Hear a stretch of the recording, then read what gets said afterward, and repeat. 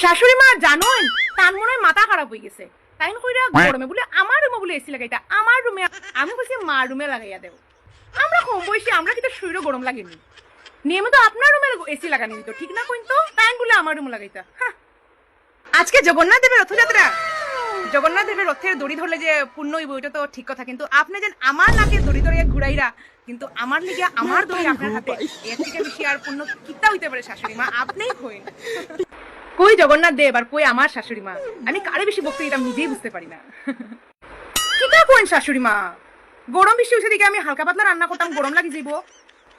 বাড়ির বউ থাকতে আপনারা হালকা পাতলা রান্না খাইবা, আমি বাঁচে থাকতে হালকা পাতলা রান্না, এটা সারাদিন ঘরের কাজ করতে করতে আমার হাতিটা একদম মানে ওকে হয়ে গেছে, তো কোনো কাজই আয় না, ঘরের কাজগুলো কি একটা কাজ নি, আপনিই কইন।